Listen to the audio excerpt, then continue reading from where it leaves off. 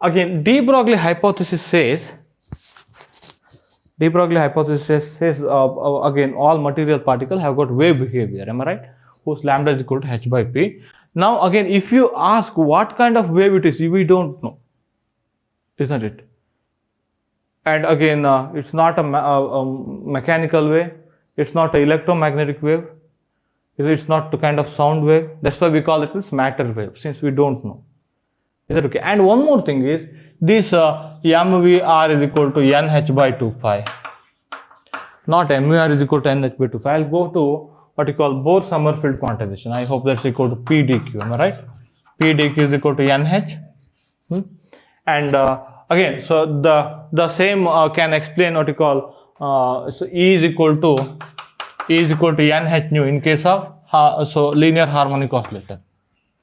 Our Planck's idea. Okay, the same equation can explain that one also. Okay, so now look at here. One more thing is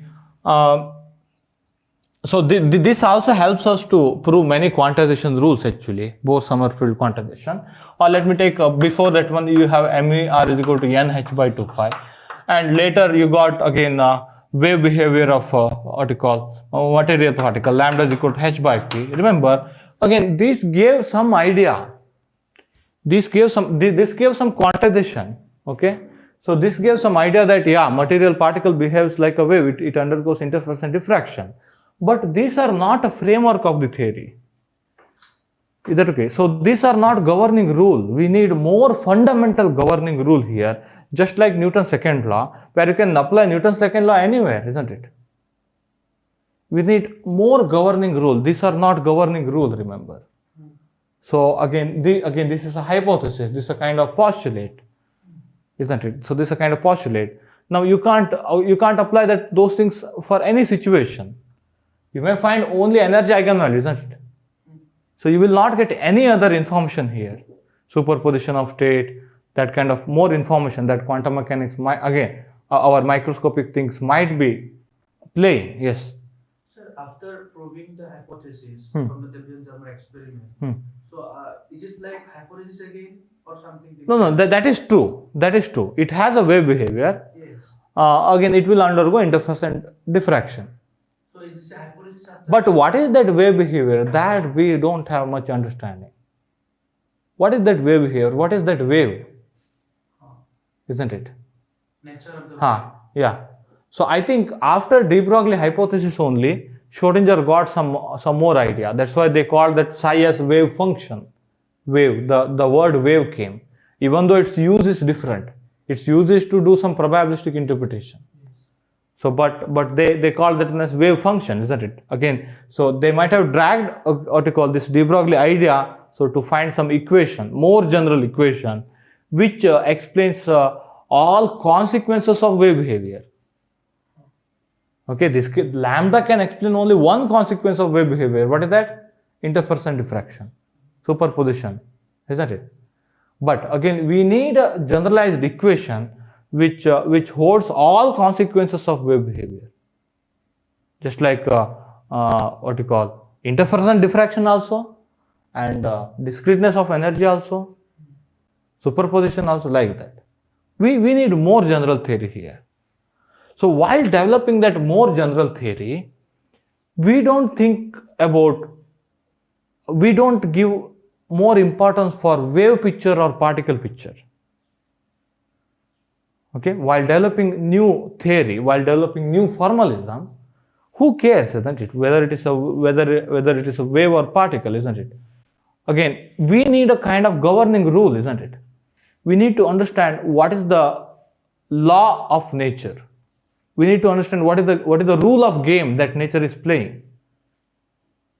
Are you getting my point? We need to understand, or we need to observe, and we need to catch what is the rule of the game. Look at here. Suppose I think this also said by Feynman only. Suppose suppose you don't know how to play chess. Okay, suppose you don't know, but so couple of guys are playing the chess. You are watching that one for a long time. You can understand the rules of the game, isn't it? So like that, again, we need to find the rule. Again, now we are not understanding what nature is playing, isn't it? So these things are confusing us. Electron, which was particle for us, isn't it? Now again, look at here, it's a wave. What kind of wave we don't know. Again, we believe that light is a what you call electromagnetic wave, isn't it? Now look at here, it's a photon, isn't it? It is quite confusing us. We don't know, we are not grabbing what is the rule of the game that is played by the nature. And our next attempt is to understand that one. After understanding, we can make a framework. We can write a game book, rule book, isn't it? That is quantum mechanics, isn't it? And why that is important? Well, again, look at here. This also gave old quantum mechanics. We call this as old quantum mechanics. This also gave quantization rule, isn't it? Why it is important? But once you have what you call framework, so that can predict new phenomena. That framework is done using the what you call earlier experimental facts, these hypotheses and all. Okay, but that framework that can explain the phenomenon which are not explained. Not only that one, our idea is to develop the framework which can predict new phenomena. That's why we need to understand that one. That's why we are not happy with these things. So that is the next attempt. That is a double slit experiment, which is very, very important, because I'm going to code that double slit experiment throughout quantum mechanics. Whenever superposition state comes, I'm going to code that one. Okay, double slit experiment and uncertainty principle. These two are very, very important. Okay, and one more thing is I am going to put one more question. Okay, so those who have attended quantum mechanics session, Mayank, don't share that one. Okay. Yes, sir. Let some new ideas come out. Okay. We say microscopic, macroscopic, isn't it? Okay, that microscopic, macroscopics are relative. Can I say like this? For me, again, that big and small, these are relative, isn't it? Yes. For me, again, suppose this chalk-based dust, okay? So this chalk-based dust, that may be what you call microscopic. Am I right? For bacteria, this chalk-based dust may be macroscopic with respect to in the perception of bacteria, isn't So it? we are saying about the scale. Yeah. So this microscopic, macroscopic, whatever we say, that is actually relative, isn't it? I mean, no, not micro. Again, we have scale actually. Microscopic means micron, micrometer, Yes. like that. Okay, we have scale. Sorry, I'm not saying like that. This big and small, these are relative, isn't it? Are you getting my point? If something is very small for me, for insects or for some bacteria, those are very big, isn't it? Yes. Now, how do you define which is big, which is small, irrespective of this relative size, not relative size, irrespective of this kind of, how to say? How do you define, I'll generate this as a question, okay, in the assignment. How do you define big and small, irrespective of what you call writing the micro, macro, or in terms of meter? Because if you write in terms of meter, that is relatively big or small, isn't it? If you say, so 10 raised to minus 6 meter is very small for you, that's relative. Without writing this scale, because if you write what you call its what you call dimension in terms of meter, then it is only relatively big or small. You can say like that. Irrespective of that one, how do you define big and small? You have any answer? Those who didn't attend my earlier quantum mechanics class. Length around Planck constant, no, again, Planck constant is 10 raised to minus 34, which is so small, okay? Don't touch that one. That's good, okay? Planck constant is also used to, because Planck constant gave the different idea towards quantum mechanics. You just read Jatili carefully, okay? So if Planck constant were 0, again, it would behave like classical. That kind of ideas are there, okay? Let me share that one. But not like that. Again, how do you say this is big, this is small? Without this kind of writing, what you call, it's a dimension. Because if you write the dimension, that is only, you can say it is relatively small. Micrometer is relatively small. For humans, it is small, isn't it? Are you getting my point? So again, for us, look at here. Suppose this bottle is big, isn't it? If you take universe, For us, this bottle is big. Suppose if you take whale, isn't it? This bottle is very small, isn't it? Then whale should define different thing. This is microscopic, this is macroscopic for whale, isn't it? No, not like that, isn't it? Without touching the relative, what you call, size, how do you define which is big, which is small? If you have any idea, try that one. Scale at which classical mechanics breaks. That's good. But there is no sharp. No, that is what we need to understand, okay? At what scale classical mechanics breaks and why actually? So, sir, the electron particle, I mean, they also follow the Newton's law? M is equal to mv. No, how do you verify Newton's law in case of electron? That's very important. You are quite close. Again, you try to answer later. I'll just hold that one, okay? Okay. Scale at which classical mechanics breaks, that is small. Yeah, that's okay. But I need some better answer. Look at here. I asked the question, what is big, what is small? You found any answer? Or again, we say for big particle we can apply classical law. For small particle we can't apply classical laws, isn't it? Isn't it? Now again, how do you quantify that big and small? How do you give the definition for big and small in an absolute way without doing any comparison? Remember, without doing any comparison, the absolute meaning of big and small we need to find. Then I think we will get our answer how to proceed with the theory. Yeah. So any answer quickly on Google Meet. Sir, by finding de Broglie wavelength and comparing. No, not de Broglie wavelength depends on momentum also. Okay, not only mass, size or something. It depends on momentum also. That's why you can vary de Broglie wavelength by varying velocity or momentum. So come out of that one, because de Broglie wavelength, de Broglie hypothesis, yeah, it is the motivation, but it didn't give us much idea. Okay, come out of the de Broglie idea. So we are going to use that one to say whether quantum mechanics is applicable or not later. Okay, but not in this sense. Okay, in a quite slightly different sense. Kartik asked, sir, if measurements made on state 1, if electron is in superposition state, does measurements affect on state 2? Measurement made on state 1 means you are saying that it is in state 1. If you do the measurement, you get state 1 only. That means you are blocking slit 2. All electrons reaching on the screen, they are definitely in state 1. Is that okay? You said measurement on state 1, isn't it? Already it is collapsed. Already it is one of the definite state. One of the possible state. Define it. Definite state. One of the possible state. Definite. If you close the slit 2, it is in the definite. All electrons which are reaching the slit, they are in the definite translation state. That is translation state that pass through slit 1. That's a very good question. Define it is the answer. Yeah, definite state. It is in the definite state. Then it's again you will not observe any pattern which is because of superposition state and all. Is that okay? Similarly, if you close slit 1, all electrons reaching the screen, they are in the state psi 2. Definite state. Again, you definitely know. You don't have to even observe.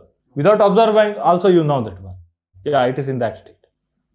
I get your point. This is again, so only superposition state introduce indeterminacy, not a definite state. You can prepare a system with definite state. Close one of the slit. Those are definite state. Is that okay? Electron diffraction happens through single slit. Yeah. Wait. Again, here I have taken slit width is so small. Again, I'll talk about the diffraction little later. Okay, in case of uncertainty, there is also superposition kind of thing is happening. Superposition of different momentum state is happening. So let me talk about that little later. Okay, next session I think. Okay. Yeah. Now look at here. We say again in case of Newton's second law, F is equal to m into d square r by dt square. Yeah. Okay. This Newton's second law will never say that when it is applicable, isn't it? As long as there is a rate of change of momentum, you get again that rate of change of momentum is equal to force, isn't it? It will never say what is that mass should be. It will never say this is applicable only for small system or big system, am I right?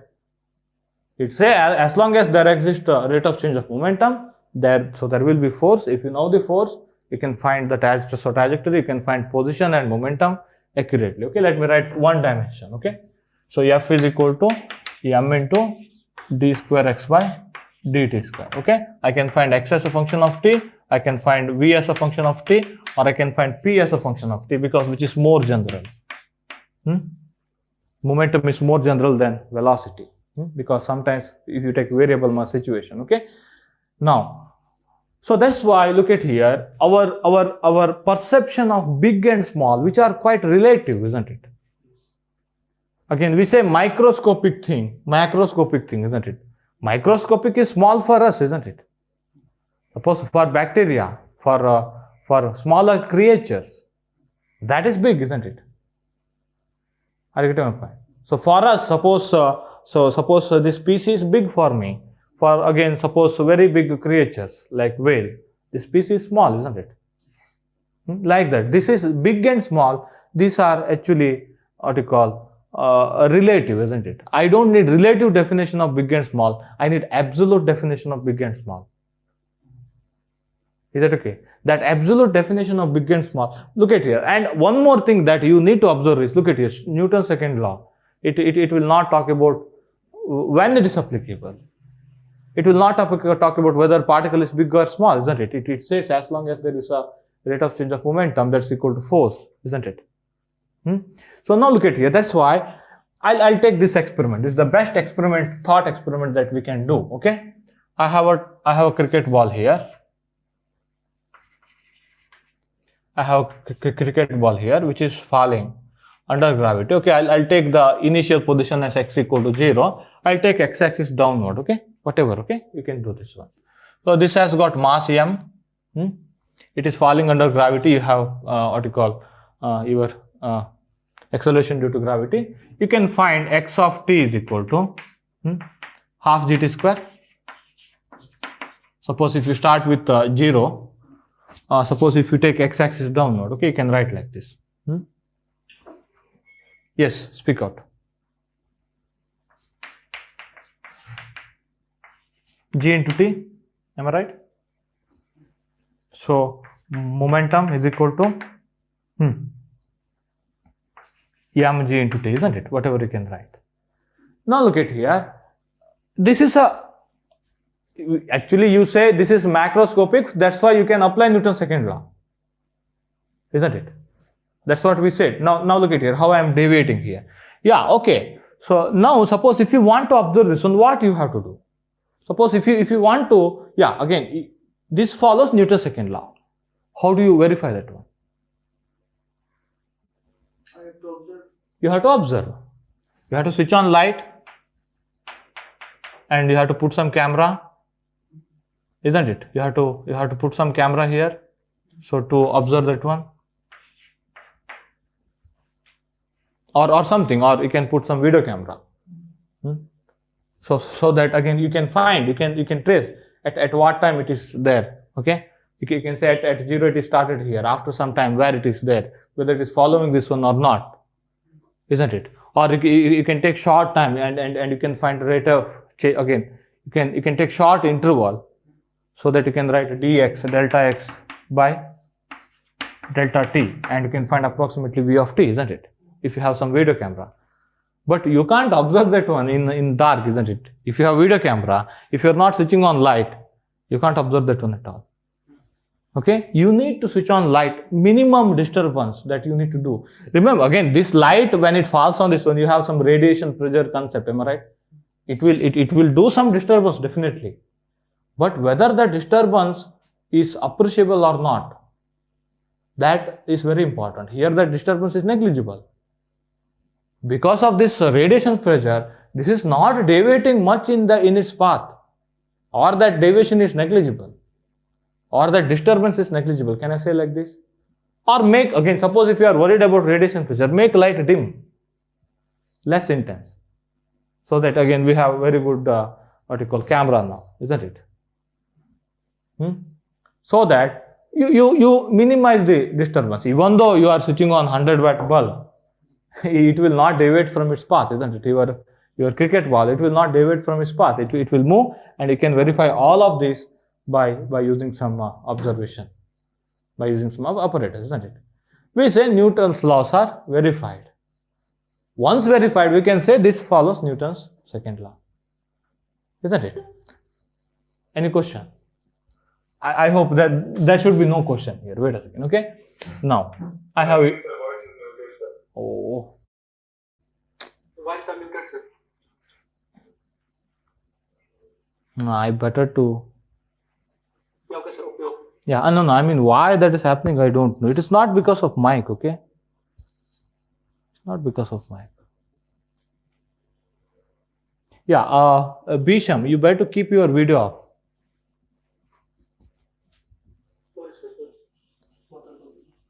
Yeah. No, that's okay. I mean, if you keep your video off, that is good, but it is not good for other because it takes more data, okay? That's the only thing. Now you have electron. I'll make vacuum now. Now here you don't have to make vacuum. Okay, here I have to make vacuum. Okay, I don't know whether this experiment can be done or not. As I heard, someone was doing in I think Cambridge. Okay, this experiment someone was doing in Cambridge for a long time. How electron acted upon by gravity. Okay, this is very difficult because look at the mass, look at the gravitational constant 10 raised to minus 11, capital G, 10 raised to minus 11. Okay, this mass, look at the mass 10 raised to minus 31. Okay, yeah, whatever. This is a thought experiment. Okay, suppose electron is falling under gravity. Again, I'll take this one as x equal to 0. Now again, I'll take this one as G. Again, I'm going to apply F is equal to m into d square x by dt square. Newton's second law give any, it don't give any change, isn't it? It is the same thing. F is equal to m into d square x by dt square. This is m of cricket ball, mass of electron. Now look at here. If you start observing this one, what is the minimum thing that you can do? You have to switch on light. You have to hit electron with a photon. Then it will be so disturbed that it will deviate from its path. If you hit electron with a photon has a momentum. It will transfer some momentum. Okay, suppose if it was falling here, if you hit with a photon, electron may go here, isn't it? So it will have Compton scattering. Like that in Compton scattering, recoil, isn't it? So that's why, if you again, yeah. So I say I'm applying Newton's second law. I say x of t is equal to half gt square. Okay, I say p of t is equal to mgt. Okay, how to verify this one? How to verify this one? You have to switch on light. Once you switch on light, its path is deviated. It will not follow this one at all. There is no possible way of verifying this one. So as you said in Cambridge, that guy, I mean, No, he might have done on, again, whether electron falls like that or not, okay? Not observation, obviously. Observation disturbs the system. Now look at here, you make light dim. In this case, suppose if you are observing electron, you make light so dim, less intense, but at least, again, even though it is less intense, it will emit photon, am I right? Yes. Okay, light emits photon, am I right? That photon should hit on the electron.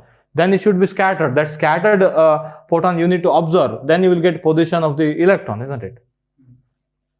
Now in that experiment, it is so disturbed that, look at here, it will deviate from its path. There is no possible way of verifying this one.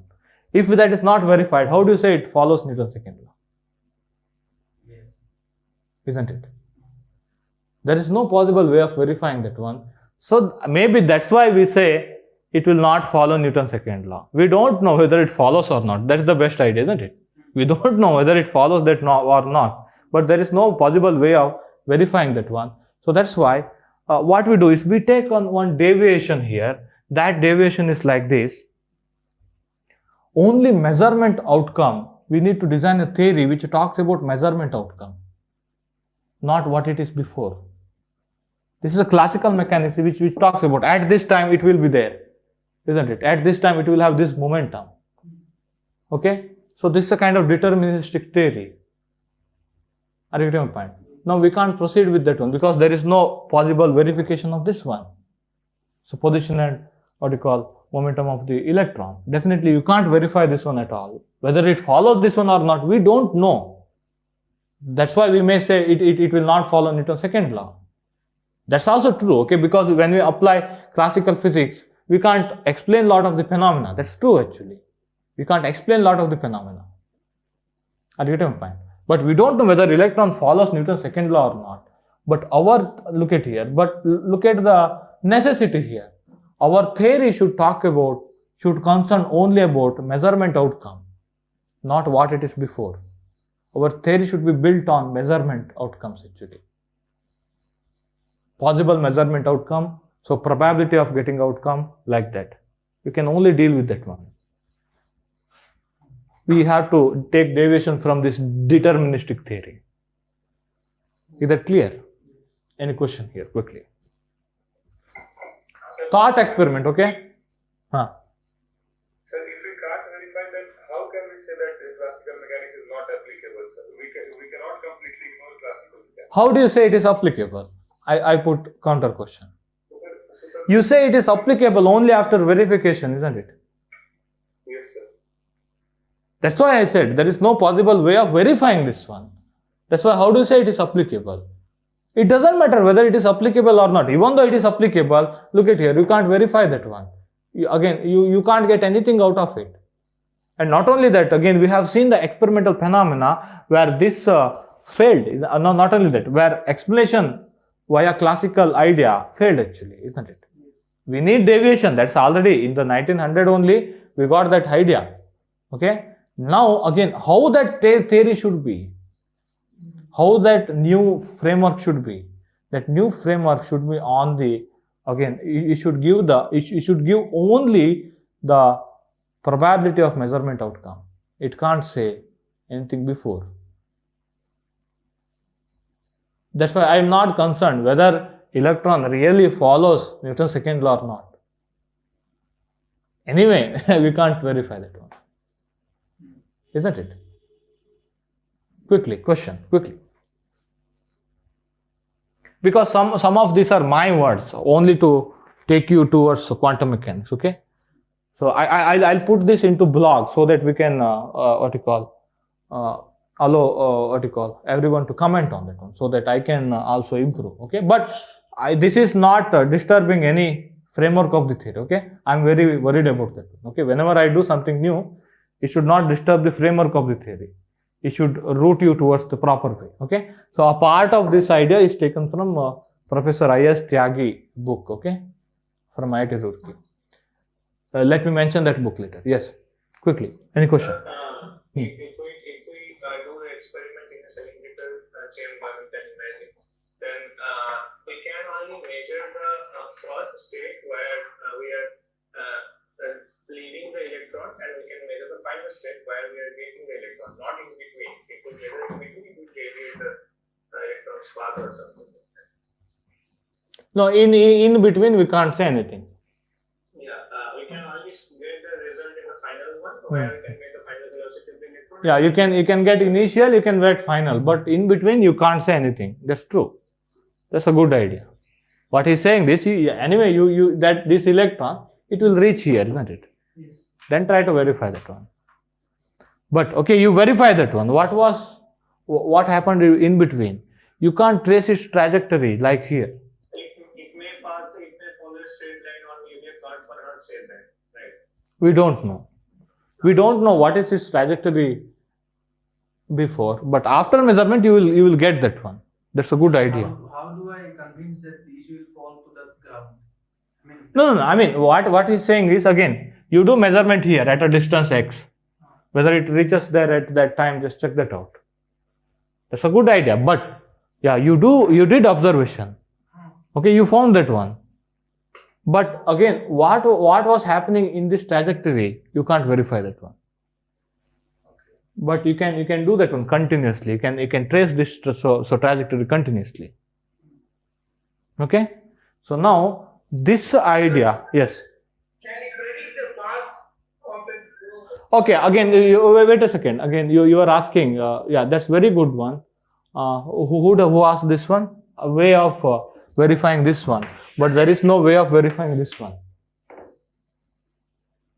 Sir, Wait. One second. Hold on your doubt. So who asked that one? Can you repeat the question?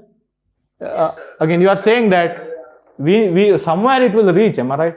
We will count the time and all, isn't it? Between the path, we can say what we can. No. Yeah, we can. I think we can somehow verify this one. I'll move this one upward. Okay. For one instant of time, I'll keep it here. Other instant of time, I'll keep it here. Keep it here like that. Okay. But sir, the But I can't verify this one because for this one you need continuous observation. Excuse me, sir. The moment you make the first observation, you're colliding, or you're forcing the system to collide. No, I'll take fresh electron. Not the same electron. I'll take a fresh electron. in a string of electrons, we can measure as infinite number of times.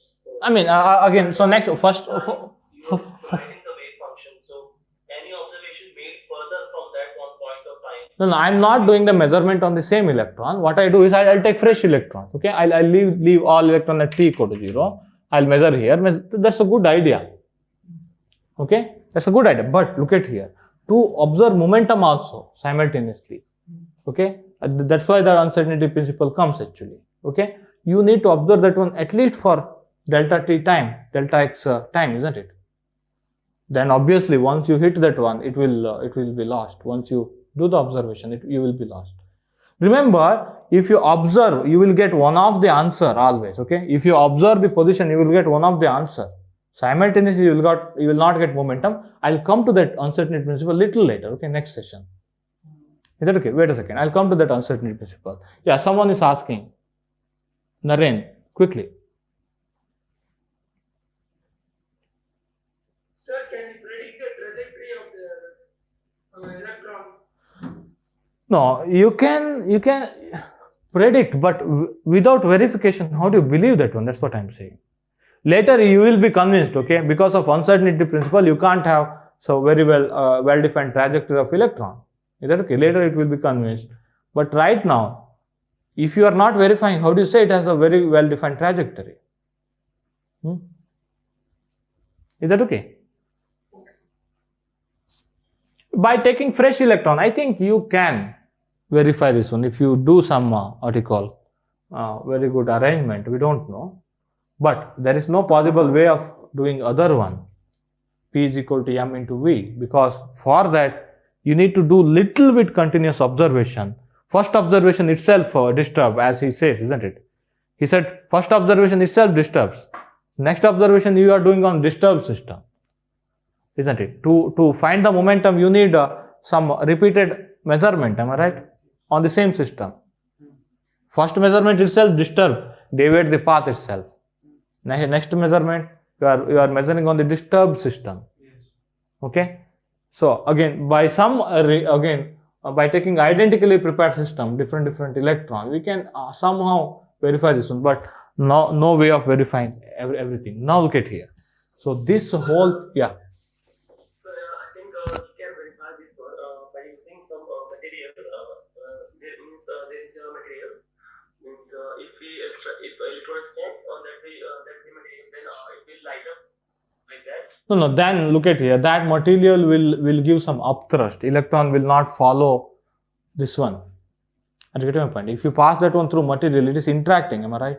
It is not free fall. Means when we use some experiment, then we use a collector plate like that. You are talking about any ionization kind of thing, just like cloud chamber. There used to be some material.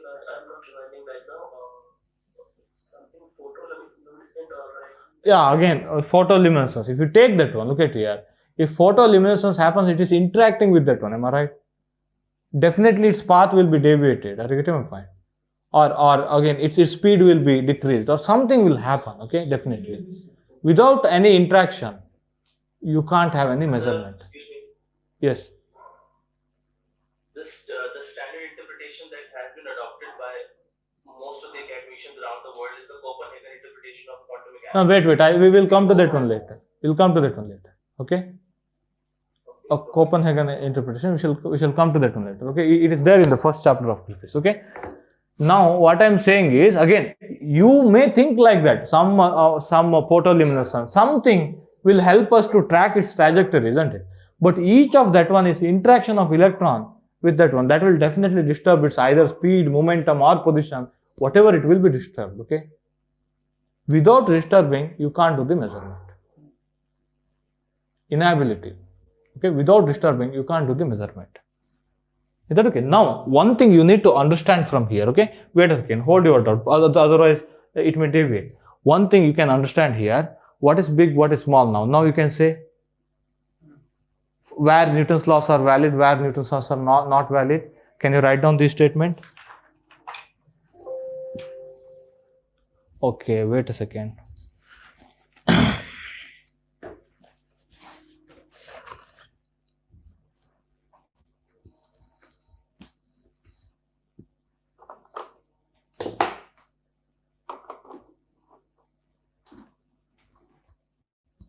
What is the time, anyone? 7:19. Oh, I think it is moved. Sir, Shivangshu, one question.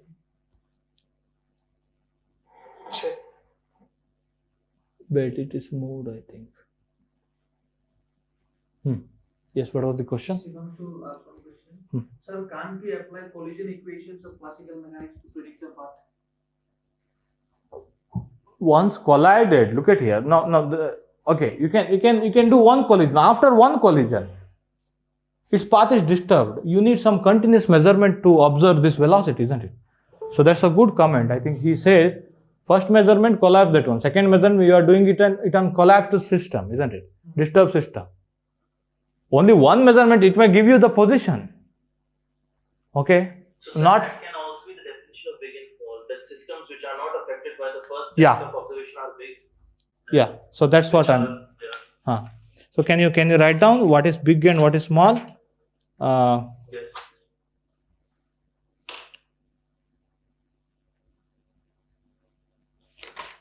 Where I have written? I thought I had written somewhere here.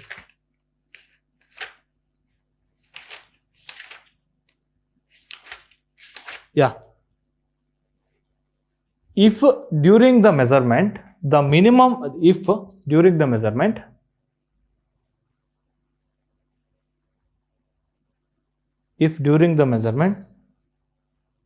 the minimum possible disturbance on the object is negligible,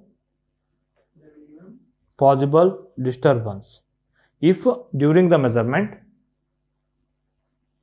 minimum possible disturbance on the object is negligible,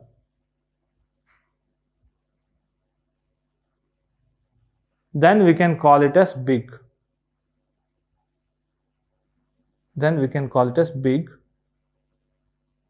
And classical ideas are valid.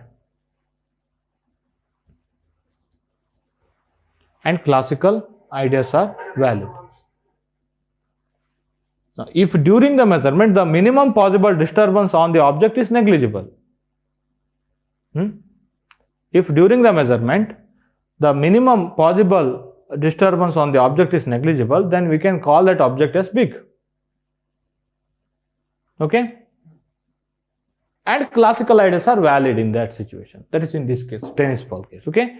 If a necessary minimum disturbance, okay? I don't know whether grammatically right or not. Necessary minimum disturbance on the object under observation. If necessary minimum disturbance on the object under observation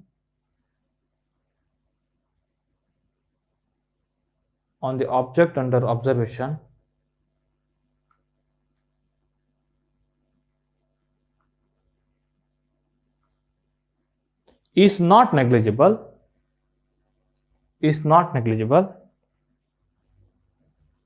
then we can call it as small.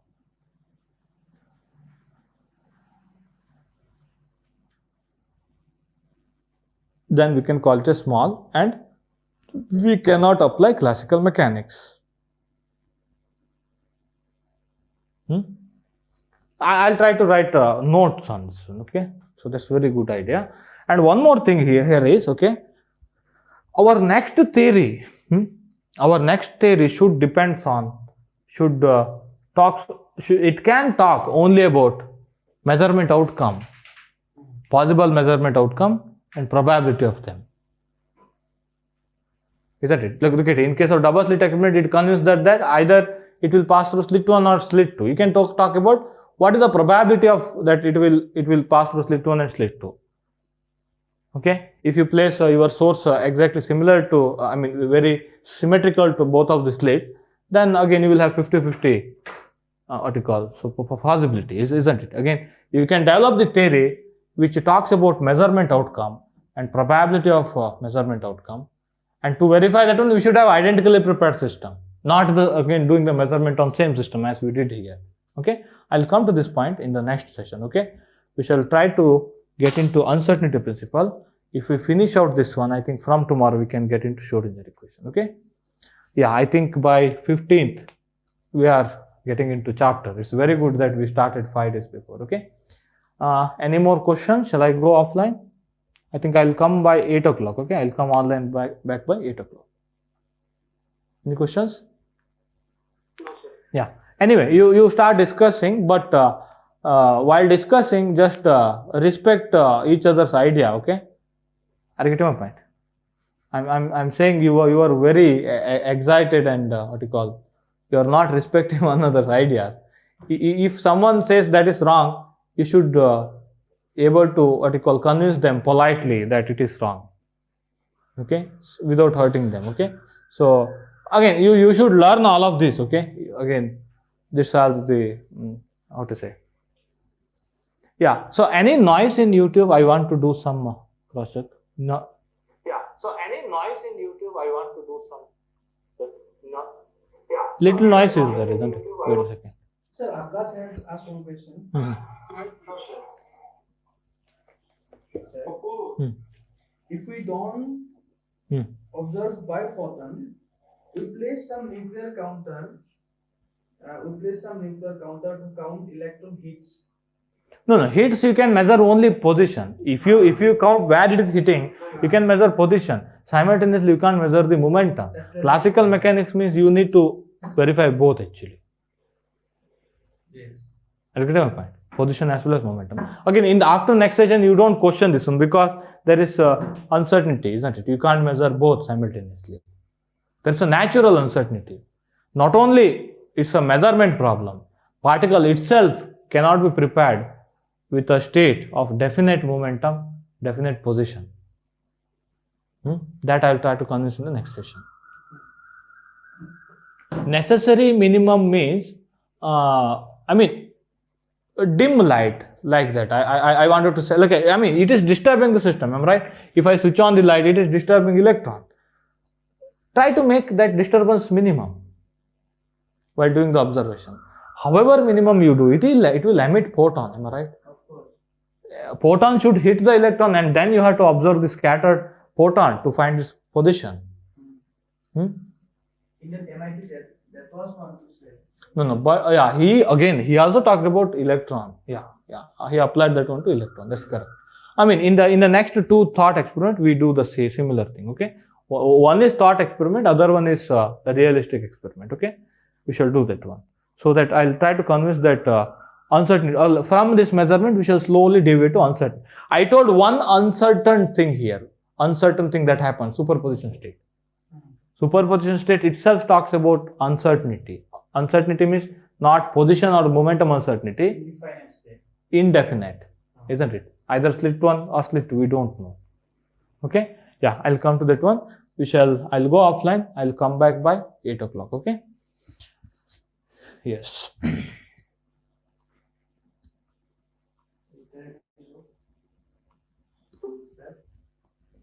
there any joke today? No more jokes today.